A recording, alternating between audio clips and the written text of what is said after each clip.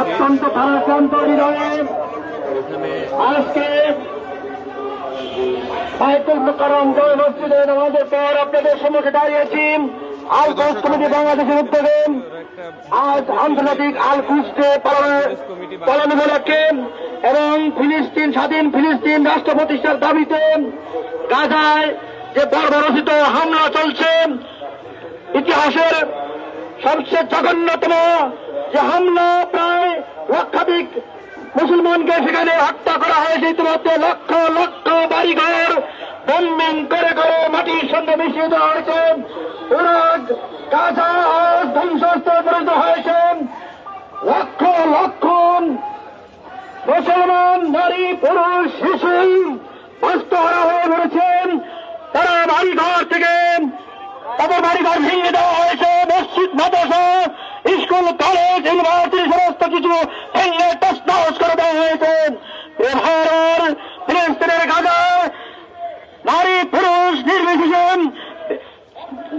মায়ের পেটের যে গর্ভে যে সন্তান তারাও রক্ষা পায়নি, গর্ভবতী মা বোনেরা রক্ষা পায়নি, শিশু রক্ষা পায়নি, বৃদ্ধরা রক্ষা পায়নি, তাদেরকে হত্যা করা হচ্ছে বন্দী করে করে।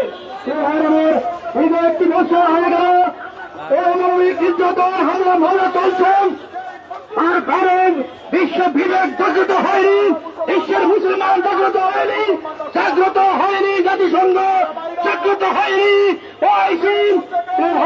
আমরা এই হামলা এবং এই হত্যাকাণ্ডের তীব্র নিন্দা প্রতিবাদ জানাচ্ছি। অবিলম্বে হামলা বন্ধ করার জন্য অনুরোধ করছি। এ পর্যায়ে আমাদের সম্মুখে বক্তব্য রাখছেন আল কোচ কমিটি বাংলাদেশের সেক্রেটারি জেনারেল অধ্যাপক মোস্তফা তারেক হাসান। অধ্যাপক মোস্তফা তারেক হাসান।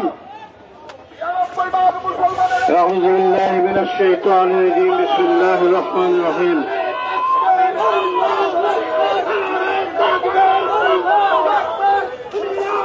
সংগ্রামী তৌহিদি জনতা, আপনারা জানেন আজকে ফিলিস্তিন, গাজা, ওয়েস্ট ব্যাংক সহ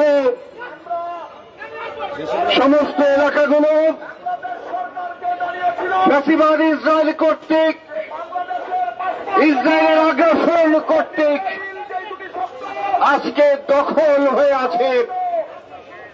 তার সাথে সাম্রাজ্যবাদীরা, আমেরিকা এবং ইউরোপীয় ইউনিয়ন, এই দোসররা ইসরায়েলকে মদদ যোগাচ্ছে। আজকে এমন এক পর্যায়ে এসেছে ওই গাজাকে নিশ্চিহ্ন করে দখলদারিত্বের পায়ে তারা চলছে।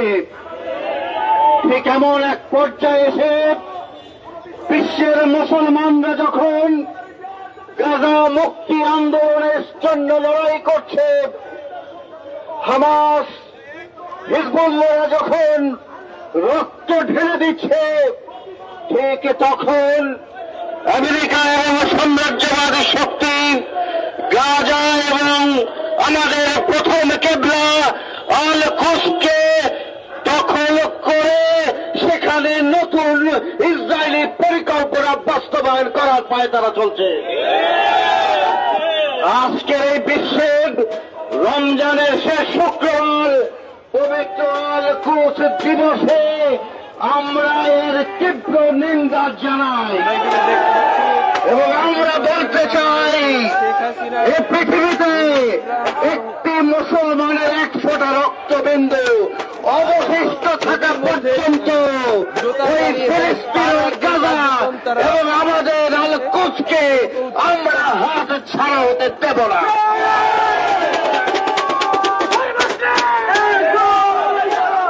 যে কোনোভাবে বিশ্বের মুসলমানদেরকে ঐক্যবদ্ধ করে সাম্রাজ্যবাদীদের এই চক্রান্তের কাজ ভালো জবাব দিতে হবে। আজকে এই আল কুস দিবসে আসুন সবাই শপথ করে যে কোনোভাবেই হোক ফিলিস্তিনকে মুক্ত আমরা করবই। আমাদের প্রথম কেবলা আল কুসে আমরা নামাজ পড়ব ইনশাআল্লাহ। আসুন সবাইকে সবাইকে ধন্যবাদ জানাচ্ছি।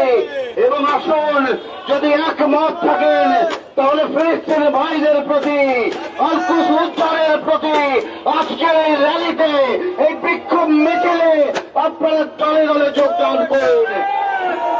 ইনশাল্লাহ এই মিছিল নিয়ে আমরা প্রেস ক্লাব পর্যন্ত যাব। আশা করি আপনারা আমাদের এই কর্মসূচিতে ঐক্যবদ্ধ থাকবেন। সবাইকে ধন্যবাদ।